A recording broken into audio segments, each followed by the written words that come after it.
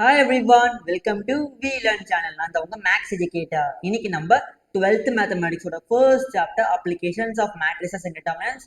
அந்த ஃபர்ஸ்ட் சாப்டர்ல எக்ஸாம்பிள் 1.36 தான் இந்த வீடியோவில் நம்ம பார்க்க போறோம். பார்க்கலாமா? ஃபர்ஸ்ட் நம்மளுக்கு என்ன கொடுத்துருக்காங்கன்றதை அண்டர்ஸ்டாண்ட் பண்ணிக்கணும் தான் நம்மளோட ஃபர்ஸ்ட் ஸ்டெப். பார்க்கலாமா? எக்ஸாம்பிள் 1.36ல என்ன கொடுத்துருக்காங்க? Solve the system. மொத்தம் நம்மளுக்கு 3 லீனியர் சிஸ்டம் ஆஃப் ஈக்குவேஷன்ஸ் கொடுத்துருக்காங்க. அந்த 3 ஈக்குவேஷன்ஸ் நம்ம சால்வ் பண்ணணும். ஓகேவா? ஓகே, எப்படி சால்வ் பண்ணுறது அப்படின்னு நீங்கள் கேட்டிங்கன்னா ஃபர்ஸ்ட் நம்ம என்ன எழுதணும்? இதை வந்து பை ரேங்க் மெத்தட், எந்த மெத்தடில் என்ன பண்ணலாம்? நம்ம என்ன பண்ண போகிறோம்னா பை ரேங்க் மெத்தட். ஓகேவா?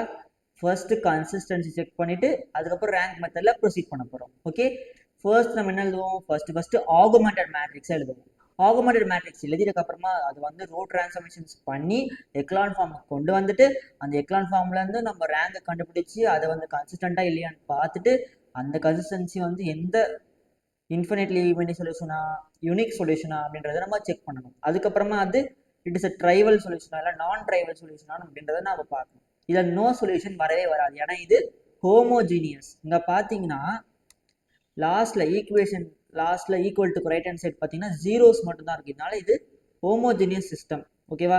நிச்சயமா இதுக்கு 2 சொல்யூஷன்ஸ் தான் இருக்கும், அது unique and infinitely many solution. பார்க்கலாமா? ஓகே, பாருங்க.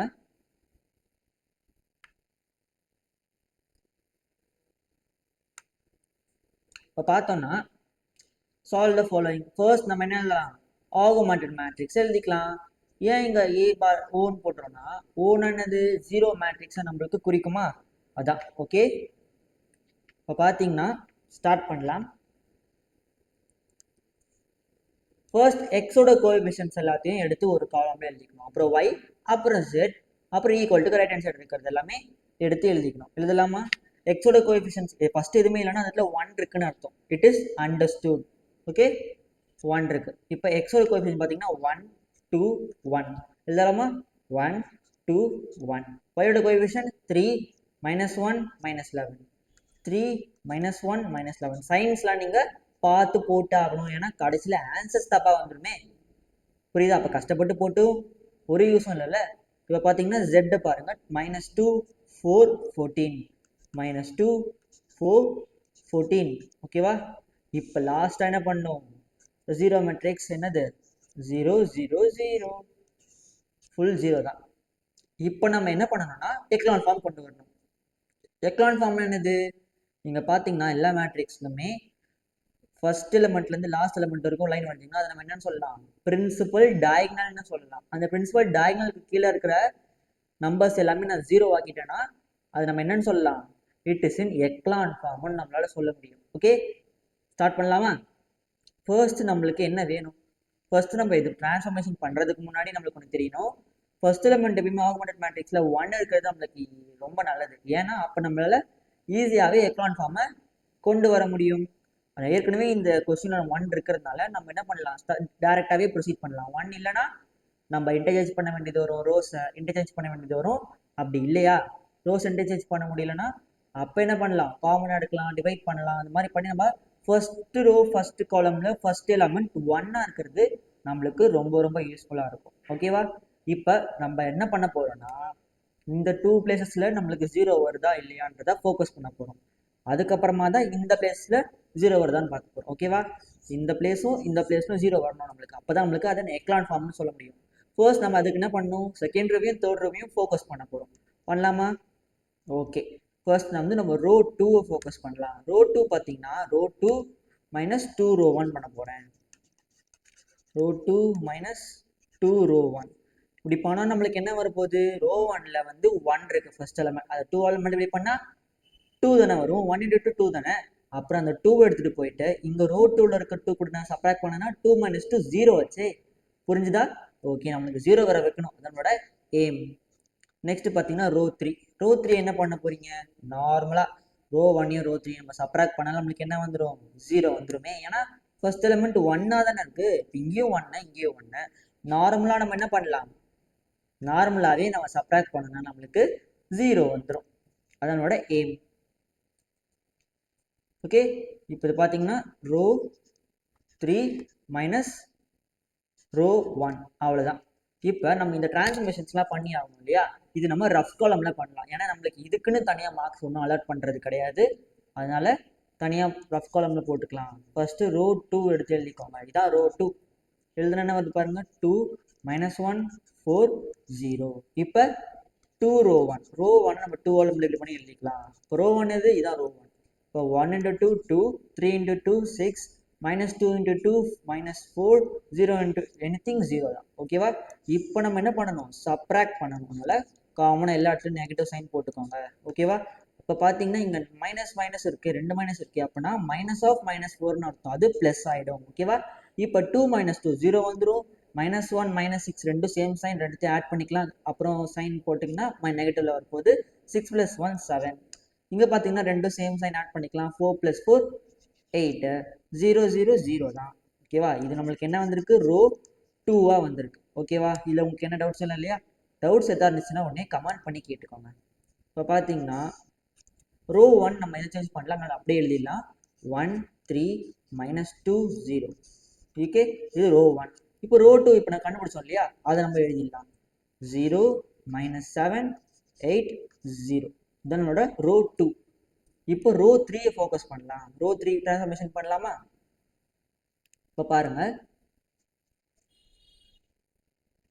ரோ 3 எடுத்து எழுதிக்கலாம். ரோ 3 என்னது, இதான் ரோ 3. இப்போ 1 -11 14 0. ரோ 1 என்னது, ரோ 1 எதுவும் மல்டிப்ளை பண்ண வேணாம், ரோ 1 மட்டும் எழுதிட்டு சப்ராக்ட் பண்ணால் போதும். ஓகேவா? ரோ 1 என்னது, இதான் ரோ 1. இப்போ 1 அப்படியே 1 3 -2 0. இப்போ நம்ம நார்மல் சப்ராக்ஷன் எல்லாத்துலையும் நெகட்டிவ் சைன் போட்டுக்கோங்க. ஓகே, ஓகேவா? இப்போ இந்த நெகட்டிவ் என்ன ஆகும், பாசிட்டிவ் ஆகிடும். அதனால +2 இது. இப்போ பார்த்தீங்கன்னா 1 -1 வந்து 0 ஆகிடும். -11 -3 ரெண்டுமே மைனஸ் இருக்குது, நம்ம ஆட் பண்ணிக்கலாம். இப்போ -14 வரும். ஓகேவா? 11 + 3 14, 14 + 2 ஏன்னா சேம் சைன், ரெண்டும் ஆட் பண்ணினா 14 + 2 16. நெக்ஸ்ட் 0 0 0 தான், எதுவுமே ஆகாது. 0னா 0 தான். இது ரோ 3. இது அப்படியே எடுத்து இங்கே நோட் பண்ணிக்கலாம். 0 -14 16 0. இதனோட ரோ 3. இந்த மாதிரி நம்மளுக்கு அடுத்த டிரான்ஸ்ஃபர்மேஷன் கிடச்சிருக்கு. இப்போ நம்மளுக்கு எக்லான் ஃபார்ம் வர்றதுக்கு பார்த்தீங்கன்னா இன்னும் கொஞ்சம் தான் வேலை பண்ணணும். நம்ம இந்த இடத்துல 0 வர வச்சிட்டோம்னா அவ்வளோதான், எக்லான் ஃபார்ம் சீக்கிரமாக வந்துடும். இப்போ பார்த்தீங்கன்னா எக்லான் ஃபார்ம் கொண்டு வரதுக்கு நம்ம அடுத்து பண்ண போகிற ஆப்ரேஷன் என்னன்னு பாருங்க. ரோ 3 மட்டும் தான் ஃபோக்கஸ் பண்ண போகிறோம். அதே மாதிரி ரோ 3 பண்ண போகிற ஆப்ரேஷனில் நம்ம ரோ 1 இன்வால்வ் பண்ணவே கூடாது. ஏன்னு நான் சொல்கிறேன்னா, ரோ 1 இன்வால்வ் பண்ணனா ஏற்கனவே இங்கே கண்டுபிடிச்ச ஜீரோஸ் இருக்கு இல்லையா, வர வச்ச ஜீரோஸ் அது போயிடும். ஓகே, நம்ம சப்ராக்ட் பண்ணாலும் ஆட் பண்ணாலும் நம்மளுக்கு என்ன இருந்துடும், 1 இல்லை எனி இன்டிஜர்ஸ் வந்துடும். அதனால ஃபர்ஸ்ட் ரோ எடுக்கக்கூடாது. ஏற்கனவே ஃபர்ஸ்ட் காலம்ல ஜீரோஸ் வச்சிருக்க ரோஸ் மட்டும் தான் எடுத்து பண்ணணும். அப்போதான் 0 0 × anything 0 தானே. ஓகே, இப்போ நம்ம ரோ 3 ஃபோக்கஸ் பண்ண போகிறோம். ரோ 3 பார்த்தீங்கன்னா ரோ 3 -2 ரோ 2 பண்ண போகிறோம். Row 3 -2 row 2. ஓகேவா? இதுதான் ரோ 3 டிரான்ஸ்ஃபர்மேஷன் நம்ம பண்ண போகிறோம். ரோ 3 இங்கே டிரான்ஸ்ஃபர்மேஷன் பண்ணலாம். இதான் ரோ 3 எடுத்து எழுதிக்கோங்க. ரோ 3 என்னது, 0 -14 அப்புறம் 16 0. இப்போ ரோ 2 12 மல்டிப்ளை பண்ணி எழுதிக்கலாம். அப்போ 0 -7 × 2 -14 8 × 2 16 0 0 தான். இப்போ நம்ம என்ன பண்ணணும், நம்மளோட நார்மல் சப்ராக்ஷன் தான். ஓகேவா? இப்போ இங்கே பார்த்தீங்கன்னா ரெண்டு நெகட்டிவ் சைன் இருக்குது. அது நம்மளுக்கு என்ன ஆகிடும், மைனஸ் ஆஃப் மைனஸ் நான் உங்களுக்கு சொல்லியிருக்கேன். மைனஸ் ஆஃப் மைனஸ்னா பாசிட்டிவ். இப்போ பார்த்தீங்கன்னா 0 0 0 ஆகிடும். -14 + 14 0 வந்துடும். +16 -16 0 வந்துடும். 0 0 0 தான்.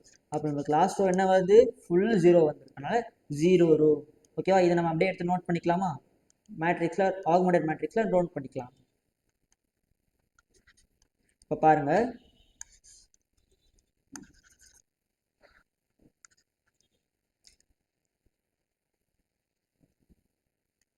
எடுத்து எழுதிக்கலாம். ஆகுமெண்டட் மேட்ரிக்ஸில் எழுதலாமா? ஃபர்ஸ்ட் ரோ எதுவுமே சேஞ்ச் ஆகாது. 1 3 -2 0. செகண்ட் ரோ என்ன சேஞ்ச் ஆகும், ஆகவே ஆகாது. அதனால 0 -7 8 0. தேர்ட் ரோ தான் நம்மளுக்கு சேஞ்ச் ஆகிடுச்சு, 0 0 0 0. ஓகேவா? டன்னா? இப்போ இது என்னது, நம்மளுக்கு ஃபைனலாக கிடச்சிருக்கு ஆகுமெண்டட் மேட்ரிக்ஸ். நம்மளுக்கு அதே மாதிரி என்ன வந்திருக்கு, எக்லான் ஃபார்ம் வந்துருச்சே. அதான் என்னோட எய்ம். இதுதான் எக்லான் ஃபார்ம். ஓகேவா? டயகனலுக்கு கீழே ஜீரோஸ் வந்துருச்சு. நம்மளோட எய்ம் சக்ஸஸ்ஃபுல், டார்கெட் கிடச்சிருச்சு. ஓகேவா? இப்போ பார்த்தீங்கன்னா நம்ம நெக்ஸ்ட் என்ன பண்ணணும், இந்த எக்கனான் ஃபார்ம்ல இருந்து நம்ம ரேங்க் மெத்தட் யூஸ் பண்ணி ரேங்கை கண்டுபிடிக்கணும். ரேங்க் வச்சு நம்ம இட் இஸ் கன்சிஸ்டண்டா இல்லையான்றதை கண்டுபிடிச்சாகணும். இப்போ பார்த்தீங்கன்னா ரேங்க் ஆஃப் ஏ ஃபர்ஸ்ட் இது வந்து இன் எக்கனான் ஃபார்ம்னு எழுதிடலாம். இட் இஸ் இன் எக்கனான் ஃபார்ம். ஓகேவா? நெக்ஸ்ட் பார்த்தீங்கன்னா நம்ம இதுலேருந்து நம்ம என்ன பண்ணணும், ரேங்க் கண்டுபிடிக்கணும். ரேங்க் ஆஃப் ஏவும் rank of augmented matrix full மேட்ரிக்ஸ்க்கும் கண்டுபிடிக்கலாமா? ரேங்க் ஆஃப் ஏ பார்த்தீங்கன்னா என்ன வரப்போகுது, இது வந்து 2 நான் ஜீரோஸ் இருக்கு. ஓகேவா? 2 நான் ஜீரோஸ், ஒரே ஒரு ஜீரோ ரோ இருக்கு. அதனால ஏ நம்ம என்ன மேட்ரிக்ஸ் என்ன ரேங்க் வருது, ரேங்க் ஆஃப் ஏ வந்து நம்மளுக்கு 2 வருது. ஓகேவா? இப்போ rank of augmented matrix A bar ஓ, அது என்னது, ஃபுல் மேட்ரிக்ஸ். அதுக்கு என்ன ரேங்க் வருது, அதுக்கும் 2 தான். ரேங்க்னு என்னதுப்பா, எத்தனை நான் ஜீரோஸ் இருக்கோ அதான் ரேங்க்னு சொல்லுவோம். அப்போ ரேங்க் பார்த்தீங்கன்னா இதில் மொத்தம் 2 நான் ஜீரோ இருக்கு. அதனால நம்மளுக்கு ரேங்க் 2 தான் வரப்போகுது. ஒரே ஒரு ஜீரோ ரோ இருக்கு, அதனால அந்த ஜீரோ ரோவுக்கு வந்து ரேங்க் எடுத்துக்க மாட்டோம். ஒரு நான் ஜீரோ ரோ மட்டும் தான் ரேங்க் இருக்கு. ஓகேவா? ஓகே, நான் ஜீரோ ரோஸ் எத்தனை இருக்கோ அதான் நம்மளோட ரேங்க். இதில் பார்த்தீங்கன்னா ரேங்க் ஆஃப் ஏவும் ரேங்க் ஆஃப் ஆகுமெண்டட் மேட்ரிக்ஸும் ரெண்டும் ஈக்குவலாக இருக்கா? It is equal to rank of augmented matrix. Okay, இப்போ நெக்ஸ்ட் நீங்கள் என்ன பண்ணணும், எத்தனை அன்னோன்ஸ் இருக்குன்றத நோட் பண்ணணும். எத்தனை அன்னோன்ஸ் இருக்கு, எக்ஸ் ஒய் ஜெட். ஆனால் நம்மளுக்கு என்ன வந்திருக்கு, புரியுதா? என்ன வந்திருக்கு, 2 வந்திருக்கு. அப்போ நம்ம என்ன எழுதணும், is less than number of unknowns. எத்தனை அன்னோன்ஸ் இருக்கு, 3 இருக்கு. அதான் எக்ஸ் ஒய் ஜெட் இல்லையா, அதான். இப்போ பார்த்தீங்கன்னா நம்மளுக்கு இந்த மாதிரி ஒரு கண்டிஷன் வந்திருக்குன்னா அது நம்மளுக்கு என்ன சொல்ல வருது, ரேங்க் ஆஃப் ஏவும் ரேங்க் ஆஃப் ஆகுமெண்டட் மேட்ரிக்ஸும் சேமா வந்துருச்சுனால நம்ம என்ன சொல்லலாம், the system is consistent ன்னு நம்ம சொல்லிடலாம். the system is consistent. Okay, எப்பயுமே ஹோமோஜினியஸ்ல எப்பயுமே என்ன வந்துடும், சிஸ்டம் வந்து கன்சிஸ்டன்டாக தான் வரும். கன்சிஸ்டன்ட். நெக்ஸ்ட் பார்த்தீங்கன்னா இது என்னன்னு சொல்லலாம், it has which solution, infinitely many solution. ஓகேவா? how many solution, infinite solution. Okay, ஏன்னா இது பார்த்தீங்கன்னா நம்பர் ஆஃப் அன்னோன்ஸுக்கு கீழே வருது ரேங்க், அதனால இந்த கண்டிஷன் எது ஃபாலோ பண்ணும், இன்ஃபினிட்டி மெனி சொல்யூஷன் தான் ஃபாலோ பண்ணும். It has infinitely many solutions. ஓகேவா? இப்போ நம்ம என்ன பண்ணணும், இதை சால்வ் பண்ணி ஆகணும். சால்வ் பண்றதுன்னா எக்ஸ் ஒய் ஜெட்னு தனித்தனியாக கண்டுபிடிக்கணும். அதுக்கு முன்னாடி இது இன்ஃபினிட்டி மெனி சொல்யூஷன் வந்துருச்சா, அதனால நம்ம என்ன எழுதலாம், therefore the solution is non trivial solution. எழுதலாமா, solution is non trivial solution. ஓகேவா? டன்னா? இதற்கு உங்களுக்கு புரிஞ்சிச்சா? நீ டவுட்ஸ் இருக்கா? டவுட்ஸ் இருந்தா என்ன பண்ணணும், நீங்க கீழே கமெண்ட் பண்ணி கேட்டுக்கணும். ஓகேவா? ஓகே, இங்க பாத்தீங்கன்னா வீக் மேல ட்ரைவியல் சொல்யூஷன். இப்போ பார்த்தீங்கன்னா நெக்ஸ்ட் நம்ம என்ன பண்ணலாம், இதை நம்ம சால்வ் பண்ணி ஆகணும். ஃபர்ஸ்ட் ஸ்டெப் நம்ம என்ன பண்ணணும், கிடச்சிருக்கு இல்லையா நம்மளுக்கு ஒரு, இங்கே பாருங்க இது கிடச்சிருக்கு இல்லையா, இந்த மேட்ரிக்ஸ்லேருந்து நம்ம என்ன பண்ணணும், கிடச்சிருக்க மேட்ரிக்ஸ்லேருந்து ஈக்குவேஷன் எடுத்து எழுதிக்கணும். எழுதலாமா? இதில் நம்மளுக்கு 2 ஈக்குவேஷன்ஸ் வரும். இது ஒரு ஈக்குவேஷன், இது ஒரு ஈக்குவேஷன். மொத்தம் 2 ரோ இருக்கு இல்லையா, 2 ரோலையும் 2 ஈக்குவேஷன்ஸ் வரும். இப்போ பார்த்தீங்கன்னா நம்மளுக்கு இது வந்து எக்ஸோட கோஎஃபிஷியன்ட், இது ஒய்யோட கோஎஃபிஷியன்ட், இது ஜெட்டோட கோஎஃபிஷியன்ட் இருக்கா, இது equal to right hand side வருது. இது நம்ம என்ன பண்ணணும், அப்படியே மல்டிப்ளை பண்ணி எழுதிக்கணும். 1x + 3y - 2z = 0 அந்த மாதிரி எழுதலாமா? அப்புறம் எக்ஸ் 1 போட்டாலும் போடணும் ஒன்று தான். 1x + 3y - 2z = 0. அதான் நம்மளோட ஃபர்ஸ்ட் ஈக்குவேஷன். கரெக்டா? இப்போ செகண்ட் ஈக்குவேஷன் பார்த்தீங்கன்னா -7, எக்ஸ் வந்து 0 இருக்கலாம், 0நால மல்டிப்ளை பண்ணால் 0 தான் வரும். அதனால yz மட்டும் தான் வரும். 2 வேரியபிள்ஸ் இருக்கிற equation. -7y + 8z = 0. -7y + 8z = 0. ஓகேவா? நம்மளுக்கு கிடைச்சிருக்க 2 ஈக்குவேஷன்ஸ் இதுதான். ஓகே, டன்னா? Equation 1 and equation 2. இப்போ நம்ம என்ன பண்ணணும்னா நம்மளுக்கு வந்து 2 ஈக்குவேஷன்ஸ் இருக்கு, ஆனால் ஒரு ஈக்குவேஷன் இல்லை. ஆனால் நம்மளுக்கு எத்தனை அன்னோன் வேரியபிள்ஸ் இருக்கு, மொத்தம் 3 அன்னோன் வேரியபிள்ஸ் இருக்கு. அதனால நம்ம என்ன பண்ணலாம், லெட் அப்படின்னு சொல்லிட்டு ஒரு அன்னோன் வேரியபிளை நம்ம கான்ஸ்டன்டா சப்ஸ்டியூட் பண்ணிக்கலாம். ஓகேவா? அப்போ லெட் z = கான்ஸ்டன்ட் k. ஓகேவா? k belongs to real numbers. இதை நீங்க எழுதணும். எழுதுனா அவ்வளோதான். இது இன்ஃபைனைட் மெனி சொல்யூஷன் நம்ம இப்படி தானே பண்ணுவோம். இது வந்து ஒன் பேராமீட்டரில் இருக்க ஈக்குவேஷன்ஸ், சிஸ்டம் ஆஃப் ஈக்குவேஷன்ஸ். இப்போ பார்த்தீங்கன்னா நம்ம ஜெட்டுக்கு பதிலாக கே சப்ஸ்டியூட் பண்ணுறோமா, அதை அப்படியே நம்ம சப்ஸ்டியூட் பண்ணி ஒய்யை கண்டுபிடிங்க, ஒய்யை கண்டுபிடிச்சி எக்ஸை கண்டுபிடிச்சா அவ்வளோதான். Some over. பண்ணலாமா? ஃபர்ஸ்ட் நம்மளுக்கு z இஸ் ஈக்குவல் டு கேவா. இப்போ செகண்ட் ஈக்குவேஷன் சப்ஸ்டியூட் பண்ணலாம். பண்ண நம்மளுக்கு என்ன வருது? z இருக்கிற இடத்துல நீங்கள் கே போட்டால் போதும். 8 z இருக்கிற இடத்துல கே போட்டோம்னா ஈக்குவல் டு 0. இப்போ y தான் நம்மளுக்கு வேணும். y மட்டும் ஒரு சைடு வச்சுக்கோங்க. -7 இங்கே இருக்கும். நீங்கள் பார்த்தீங்கன்னா இந்த +8 வந்து இந்த பக்கம் போச்சுன்னா -8k மாறிடும். இது பார்த்தீங்கன்னா மைனஸ் மைனஸ் கேன்சல் ஆகி பாசிட்டிவ் ஆகிடும். இங்கே நம்மளுக்கு y மட்டும் தான் வேணும். அதனால் நம்ம என்ன பண்ணலாம்? 7 மல்டிப்ளேஷனில் இருக்கிறது டிவிஷனுக்கு எடுத்து வந்துடலாம். ரைட் ஹேண்ட் சைடு எடுத்து வந்தால் 8/7k அந்த மாதிரி நம்மளுக்கு கிடைக்கிது. Okay, 8k/7. ஓகே, 8k/7 அந்த மாதிரி நம்மளுக்கு கிடைக்குது. இப்படி எழுதலாம் இதை. y is equal to 8k/7. இதான் நம்மளோட y. இப்போ நம்ம ஈக்குவேஷன் 1ல சப்ஸ்டியூட் பண்ணி எக்ஸை கண்டுபிடிக்கலாம். ஓகேவா? இப்போ எக்ஸில் ஃபர்ஸ்ட் சப்டிவிஷன் என்னது? எக்ஸ் ப்ளஸ் ஒய் என்ன சப்ஸ்டியூட் பண்ணுறாங்க, அப்படியே டேரெக்டாக சப்ஸ்டியூட் பண்ணிட்டீங்கன்னா என்ன வரப்போகுது? 8k/7 மைனஸ் 2 z என்னது k ஈக்குவல் டு 0. இப்போ எக்ஸ் மட்டும் நம்மளுக்கு வேணும். மிச்சம் எல்லாத்தையும் நம்ம என்ன பண்ணலாம்? ரைட் ஹேண்ட் எடுத்து வந்துடலாம். எடுத்து வந்து நம்மளுக்கு என்ன வரப்போகுது? இங்கே 3 × 8 வந்து நம்மளுக்கு என்ன வரும்? 24. 3 × 8 24. இப்போ அந்த 24 அப்படியே வச்சுக்கோங்க. இங்கே வந்து 24k/7 வரும். அது நம்ம ரைட் ஹேண்ட் எடுத்து வந்தோம்னா நெகட்டிவ்ல வந்துடும். இங்கே பார்த்தீங்கன்னா -2k இருக்குல்ல, அது +2k ஆகிடும். அதனால் +2k எழுதிடலாம். அப்புறம் -24k/7 இந்த மாதிரி நம்மளுக்கு கிடச்சிருக்கு. இப்போ நம்ம எல்சிஎம் எடுத்தாகணும். அதுக்கப்புறம் கே சப்ஸ்டியூட் பண்ணணும். கே வந்து என்ன பண்ணும்? சப்ராக்ட் பண்ணும். சப்ராக்ட் பண்ணிட்டோன்னா நம்மளுக்கு ஒரு ஃப்ராக்ஷனில் ஒரு இது கிடைக்கும். பார்க்கலாமா? X is equal to LCM எடுத்தால் என்ன வரப்போகுது பாருங்கள். எல்சிஎம் எடுத்தோன்னா இங்கே வந்து 2k இருக்கா, 7. அப்போ இங்கே வந்து × 7, இங்கேயும் × 7 பண்ணால் நம்மளுக்கு எவ்வளோ வருது? இங்கே கீழே 7 வந்துடும், மேலே வந்து 14 வந்துடும். ஓகேவா? 14. இப்போ இது 14k மைனஸ் 24k/7 இந்த மாதிரி நம்மளுக்கு கிடச்சிருக்கு. ஓகேவா? ஓகே, இப்போ நம்ம நெக்ஸ்ட் என்ன பண்ணணும்? சப்ராக்ட் பண்ணி ஆகணும். அப்போ -24k நம்மளுக்கு என்ன வந்துட போகுது? ஆன்சர் லாஸ்ட்டாக -24k + 14k வந்து 10k -10k/7 இதனோட எக்ஸோட வேல்யூ. ஓகேவா? டன்னா? கிளாரிஃபைடா? புரிஞ்சிச்சா? ஓகே, இப்போ பார்த்தீங்கன்னா நம்மளுக்கு y கிடச்சிருச்சு, எக்ஸும் கிடச்சிருச்சு. இப்போ நம்ம என்ன பண்ணணும்? த சொல்யூஷன் இஸ் அப்படி போட்டு நம்ம ஆன்சர்ஸ் எழுதிட்டோம்னா அவ்வளோதான். சம்மே ஓவர், முடிஞ்சு போச்சு. பார்க்கலாமா? இப்போ பார்த்தீங்கன்னா therefore இல்லை இங்கே எழுதலாம். therefore